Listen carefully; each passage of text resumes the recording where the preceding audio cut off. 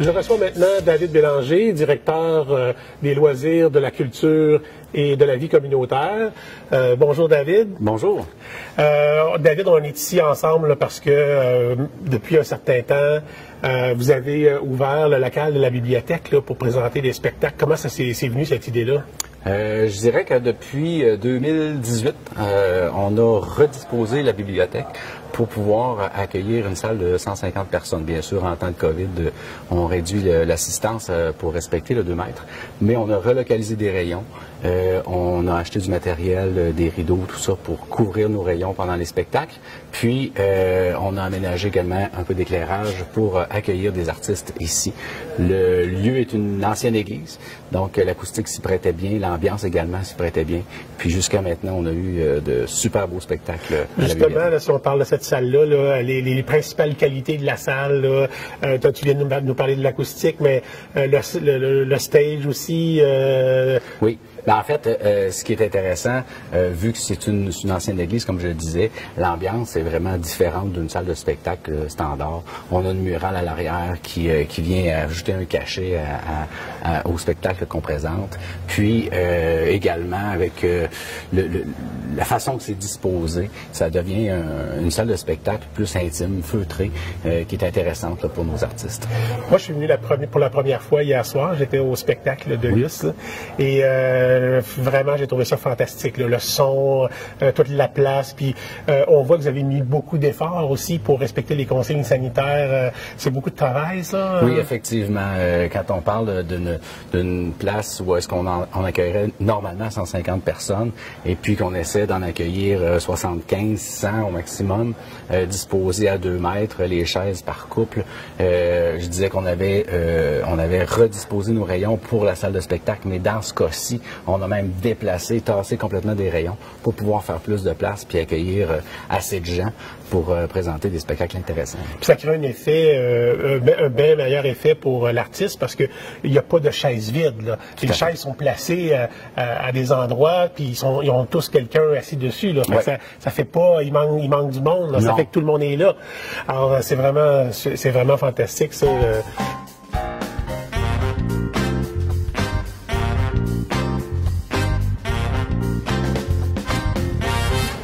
Le retour avec David Bélanger. David, on a appris, ça vient tout juste de tomber, la nouvelle, l'Estrie va tomber en zone rouge à partir de lundi. Oui, en fait, pour nous, c'est sûr que c'est j'allais dire une mauvaise nouvelle, mais vous savez que depuis le début de la pandémie, que ce soit au niveau des loisirs, de la culture, on compose avec ça à tous les jours. Donc, on monte des programmations, on attend de voir ce qui va se passer selon les consignes sanitaires, on revoit nos façons de faire, on revoit nos procédures. Dans ce cas-ci, bien sûr, on croise les doigts, on est à la début mai encore, fait qu'on espère que d'ici la fin mai, là où on va recevoir Vincent Vallière, que ce sera, on aura pu repasser en zone orange parce qu'on reçoit Vincent Vallière le 29 mai, 28-29 mai. Donc, on espère très fort que ça puisse se calmer, en fait, et puis qu'on puisse repasser en zone orange. Chouchou de la place, ça c'est dommage que ça arrive encore une fois. Oui, tout à fait. On soit obligé de le reporter. Tout à fait. Puis, Luce Dufault, on a dû la reporter. Vincent Vallière, on a dû le reporter également. Donc là, on croise les doigts là, pour qu'on puisse le faire. David Jalbert qui s'en vient en septembre. On imagine que rendu en septembre, on aura une toute autre réalité. Mais bon, bien sûr qu'on espère que la population va répondre au passage en zone rouge, c'est-à-dire respecter les consignes le plus possible pour pouvoir continuer à profiter de belles activités comme celle-là. OK, c'est ça, y revenir le plus rapidement possible. Tout à fait. Donc, la programmation va peut-être être chamboulée, ça va être à surveiller là, dans les médias sociaux, dans nos médias, à la radio, dans les journaux aussi. Tout à fait. Après ça, quand on va revenir à la normale, on sait qu'on a quand même une belle salle ici, là, qu'il se produit. Vous avez reçu quand même des gens de qualité. Là, parlons de ceux que vous avez reçus dans le passé. Bien, depuis le début des spectacles qu'on donne à la bibliothèque d'Asbestos, excusez-moi, de Val-des-Sources, pardon. Donc, on fait les mêmes c'est tout nouveau, hein? Oui, c'est ça. Donc, depuis les tout débuts, on a reçu Andréane Amalette, on a reçu Yvan Pedneau, on a reçu Brigitte Boisjoli, on a reçu Roxane Bruno, donc tous des spectacles différents, complètement différents, qui ont eu un fort succès. À chaque fois qu'on fait un spectacle ici, la salle est remplie, c'est complet à tous les soirs. Donc, on est fiers de ça. Puis, on veut continuer à offrir ce type de spectacle. Vous étiez sur une cadence de combien de spectacles par année? Puis, est-ce que ça va s'accélérer avec le temps? Vous étiez en rodage? Ou, En fait, on a commencé avec 1 ou 2 spectacles. Quand on a vu que ça fonctionnait bien, ben, on a continué. On donne à peu près 3 spectacles par année, 3 à 4 spectacles par année. Donc, éventuellement, on ne sait pas, peut-être plus, mais on ne veut pas non plus être une salle de diffusion intense, là. On veut pouvoir offrir à la population quelques spectacles durant l'année, puis qu'ils puissent en profiter ici, à Val-des-Sources. Bien, on vous souhaite le meilleur des succès. Je pense que c'est très bien parti, là. Les gens ont l'air de bien répondre. Tout à fait. Ça va bien. Est-ce qu'on planifie donner un nom à cette salle-là, éventuellement? Bien, écoutez, c'est justement un sujet qui est venu sur le plancher avec le conseil municipal de Val-des-Sources, de trouver un nom qu'on pourrait donner à la salle. Oui, tout à fait. Donc, comment l'appellerons-nous? On ne sait pas encore, mais oui, on voudrait éventuellement avoir un nom propre à cette salle-ci. Bien, merci beaucoup, David. Ça me fait plaisir. C'est ton accueil. Ça fait plaisir.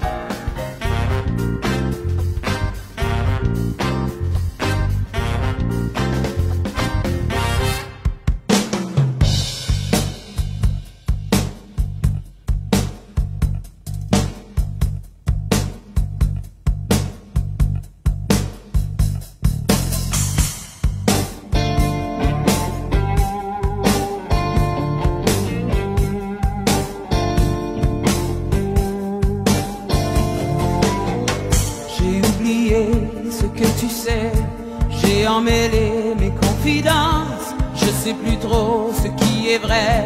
J'ai des accidents de conscience. Est-ce donc la vérité?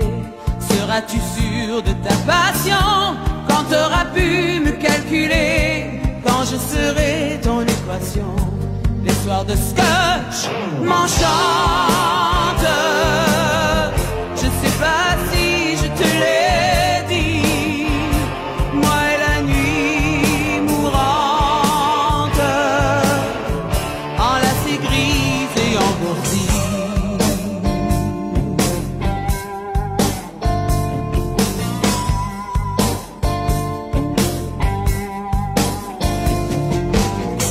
Passons la nuit à nous mentir, honnêtement comme les anges. Meublons le rêve qui s'étire, buvons le rêve qui nous mange. Tu fais le fou, je fais la foire, on plonge au fond de la bouteille. Tout est vrai tant qu'il reste à boire et qu'on éclipse le sommeil. Les soirs de scotch m'enchantent. Je sais pas si je te l'ai dit, l'ivresse est caressante, suave et chaude comme un nid.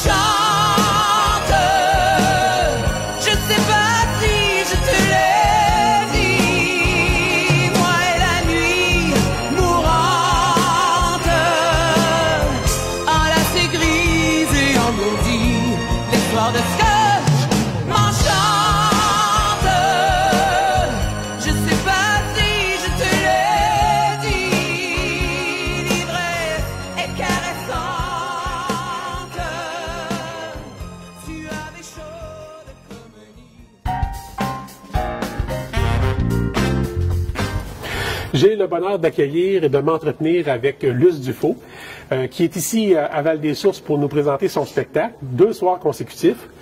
Ça fait du bien reprendre la route? Ah oui, vraiment, oui. Ouais. Ouais, ouais. Je pense que c'est comme le 10 ou 11e qu'on fait là, depuis qu'on a eu le go. Puis pas le go, mais le go. Oui, oui. En tout cas, les deux, finalement. Et puis, non, à chaque fois, c'est sûr que le premier show, on a commencé avec un 4 shows en ligne en Gaspésie. Okay. Fait que j'avais pas chanté depuis longtemps, fait que j'ai tout donné le premier soir, puis j'ai fini sur les chapeaux de roue, mais j'ai fini pareil. OK. Mais il y a eu un choc le premier soir parce que de voir les gens distanciés, tu sais, dans une salle de place assise, ça frappe plus que dans une salle comme ici ce soir. Oui. Parce que les chaises sont placées de façon à ce que tous les bulles sont ensemble, puis il n'y a pas de chaises vides, il n'y a que des chaises pour le nombre de personnes permises. C'est ça. Fait que ça donne une espèce de... On a quasiment l'impression d'être en show dans une salle pleine. Okay. C'est hallucinant. L'impression était bonne pour vous autres. Oui. Ah, super. Oui. Parlons de ton album maintenant. Oui. Dire combien je t'aime. Quand on regarde la liste, c'est un album dans le fond qui nous parle essentiellement d'amour, naturellement. Ben, Dire combien je t'aime. Pourquoi changer? Et on regarde la liste des auteurs-compositeurs qui ont travaillé à cet album-là avec toi, puis on se dit, ouais, ils sont nombreux à venir te dire combien ils t'aiment. Ah, c'est fin de même. Écoute, je suis vraiment gâtée. Ben, depuis le premier album, j'étais assez gâtée au niveau des auteurs, compositeurs, compositrices. Puis là, c'est sûr que plus ça va, plus il y en a, puis moins je suis gênée de les approcher. Il y a toujours une petite gêne parce que des fois, on reçoit des choses qui nous collent moins à la peau, fait qu'après, faut faire avec le... faut appeler puis dire, ben gars, finalement, ça marche pas. Ça, c'est toujours plate. Fait qu'il y a toujours cette crainte-là. Mais là, honnêtement, ça s'est tellement bien passé avec toute la gang. Puis il y a des chansons qui sont arrivées vraiment... on avait déjà tout le choix de fait. On est arrêté sur le nombre de tunes, puis ça continuait à rentrer. Fait qu'on est allé chercher un petit peu plus d'argent. C'est bien. Parce que la chanteuse, elle voulait toutes les tunes. Oui, puis ce qui fait qu'on se retrouve avec 14 chansons, parce que c'est ça. Il y avait trop de belles tunes qui arrivaient comme ça, des cadeaux. Ouais. Ouais. Super. Parlons un petit peu plus de ta collaboration avec David Goudreau. Oui. On a vu tout récemment dans les réseaux sociaux apparaître une chanson, Débrise-nous. C'est vraiment une chanson d'à propos, là. Avec les temps qu'on vit, on a eu le goût de se coller, de se recoller. Ça, c'est fou, comme toutes les chansons, les textes prennent un sens. C'est-tu un visionnaire, ça, David Goudreau? Ben, on dirait, hein? Ça aurait pu être la chanson de déconfinement, tu sais. Oui, ouais, c'est ça. Oui. C'est ça qu'on pense quasiment à chaque fois que je la chante, tu sais, je vais... C'est sûr que mon cœur, il va plus vers ça, tu sais. On s'adapte avec tout ce qui se passe autour de nous. Cette chanson-là est arrivée vraiment comme un cadeau sur les plaines à Québec. Richard nous a présenté l'un à l'autre, puis il dit « Hey, David, je te présente là, je faisais des tunes, ça va être écœurant. » Puis, 24 heures après, David arrivait sur la scène, le lendemain matin, avec des Brise-nous, qui a écrit pas mal la nuit. Hey, c'est la tune qui a donné l'espèce de... Ça prend toujours un texte ou une musique ou une chanson pour déclencher un go pour un projet d'album. Dans mon cas, ça prend toujours une chanson où les autres vont venir se greffer à elle. Okay. Puis cette chanson-là, ça a été celle-là. Ah, super. Ouais. La dernière chanson de l'album, la chanson de Cohen. J'étais au spectacle hier. Okay. J'ai beaucoup parlé. Hein, j'ai appris que tu avais eu de la misère avec cette chanson-là, mais qu'on t'a poussé à composer la musique. Hein? Puis tu as eu de la misère à faire ça. C'est quelque chose qui est difficile pour toi. Est-ce que tu vas te laisser convaincre par le public à force qu'on t'applaudit à mesure que la tournée va avancer? Ben peut-être. Peut-être que j'aurai moins peur la prochaine fois. Parce que je sais que j'ai été capable de le faire une fois, bon, avec beaucoup d'aide de Richard. Là, mais on a trouvé que la musique est en symbiose avec les paroles. Là, ça marchait vraiment. Je pense que les gens ont apprécié. Moi, j'ai apprécié. Ben moi, quand je l'écoute avec du recul, je la trouve vraiment belle. Tu la trouves vraiment belle? Mais la chanson, oui. Oui, mais la musique aussi. Mais c'est clair qu'au départ, quand c'est sorti, après ça... Tu sais, j'ai pas le temps de te raconter ça dans le show parce qu'il y a un couvre-feu, puis des fois, quand je parle, c'est long. Mais même une fois finie la chanson, puis que Richard, il m'a dit, OK, c'est ça, tu l'as, ça m'a pris beaucoup de courage avant de la présenter à mes proches. Ah oui. Mon chum l'avait pas entendu, mes enfants l'avaient pas entendu. mes musiciens ne l'avaient pas entendue, puis on rentrait en studio. Puis ils ne savaient pas qu'elle existait. Oh. Mais là, après tout ça, je me disais, je peux pas faire ça, puis pas la mettre sur le disque. Puis Richard, il voyait que ça, c'était comme, OK, ça, c'était une autre montagne pour moi à monter. Fait que lui, de son côté, sans me le dire, il a pris ce que j'ai envoyé par téléphone, moi qui chante au... Puis il a fait un arrangement dans sa tonalité à lui. Il l'a chanté avec l'arrangement pour que je puisse la présenter à mes proches sans qu'ils sachent que c'est moi. Oh, OK. C'est fin. Ah, c'est fin, hein? Fait que là, j'ai pu la présenter, puis là, on m'a fait « Ah, c'est bien beau. Ah, ouais, OK. » Et c'est là qu'ils ont appris que c'est toi qui l'avais composé, finalement. Fait que 2 jours après, j'étais en studio, puis on l'enregistrait. Fait qu'il m'a vraiment pris par la main, mais jusqu'au bout de l'aventure. Fait que on va en revoir d'autres. Tu vas en refaire d'autres. T'as-tu pogné une piqûre? Oui, ça a comme ouvert une porte. Bon, ouais. Super. Ouais. On va se laisser là-dessus pour aller à la pause. On revient, une petite pause musicale, on revient tout de suite après. D'accord.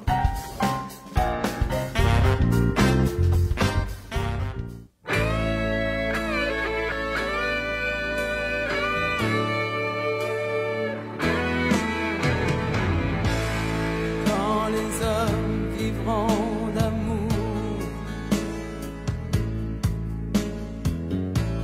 il n'y aura plus de misère, et commenceront les beaux jours. Mais nous serons morts, mon frère. Quand les hommes vivront d'amour, ce sera la paix sur la terre.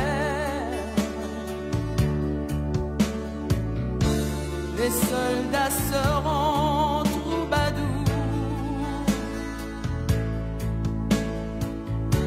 mais nous serons morts, mon frère.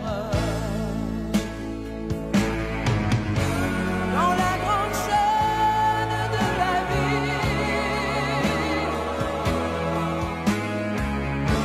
où il fallait que nous passions,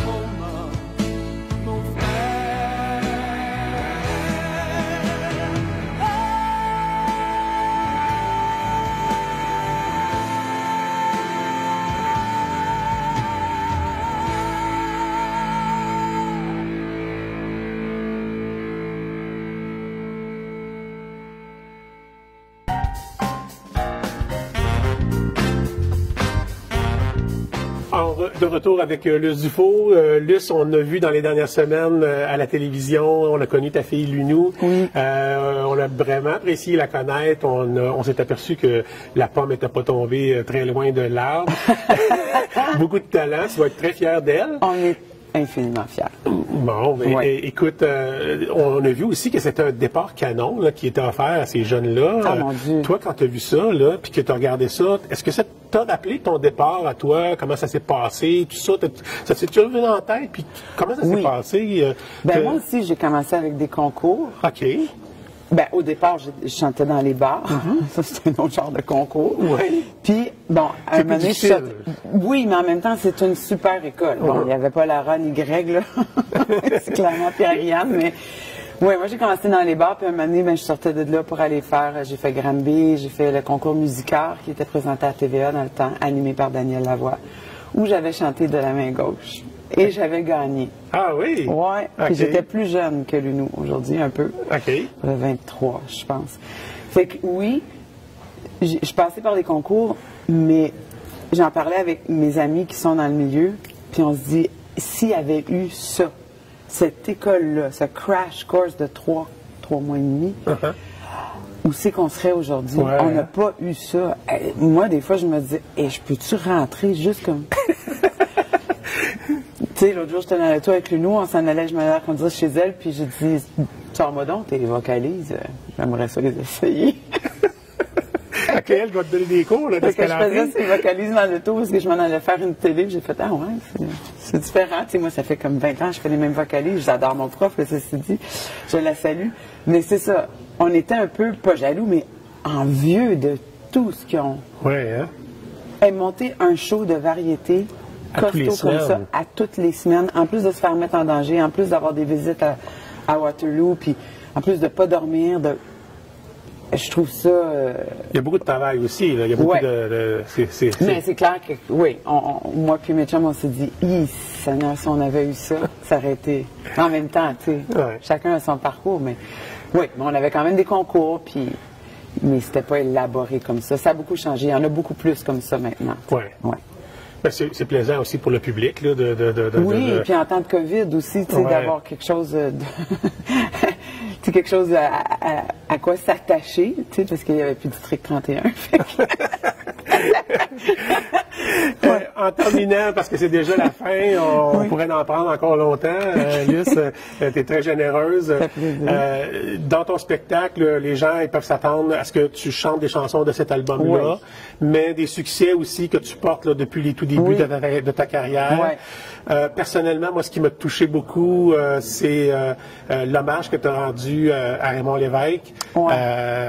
Ça s'est fait à la hauteur de l'âme, à la hauteur de cette chanson-là, Quand les hommes vivront d'amour, à la hauteur de la chanteuse que tu es. Vraiment, merci beaucoup, ça m'a Ben, vraiment ça, touché. ça, c'était l'idée du metteur en scène, Michel Poirier. Puis c'est une idée qu'il y avait en septembre dernier. Ah oui. Fait qu'après, quand on a appris le départ de Raymond, il y a un frisson qui m'a traversé le dos parce que je savais qu'on n'avait pas encore monté le show, mais je savais qu'on allait proposer ça dans le show. Puis je t'avoue que j'ai jamais... C'est comme si c'était la première fois que je la chantais dans cette tournée-là. Puis mon Dieu, je la chante depuis 91, je pense. Mais là, on dirait qu'elle prend tout un... Le fait qu'elle soit tissée à travers le show... Oui. Je ne sais pas, c'est comme toujours revenir à la source, même si je leur présente des nouvelles chansons, il y a toujours quelque chose qui est venu avant, puis en tout cas, c'est un flash inouï de Michel. C'était de dire combien on l'aime aussi. hein. Aussi. Ah, tu sais. Oui, vraiment. Comme c'est la fin, habituellement, je laisse toujours la parole à mon invité Ok. pour conclure. S'il y a des choses que tu veux ajouter, qu'on n'a pas jasé pendant l'entrevue, tu veux parler aux auditeurs du canal Info Plus, je te laisse la parole. Eh bien, mon Dieu, profitez de ça, de la réouverture des salles, même si c'est en distanciation. Je sais que c'est pas évident d'être loin de ceux qu'on aime, puis d'être masqué pendant tout un spectacle. Mais on veut vous faire du bien, puis vous nous faites du bien quand vous êtes là, même avec votre masque. Ouais. Merci beaucoup. Et dans un jardin abandonné, comme un soleil qui se coucherait sur toi, même si t'y vas pas. J'ai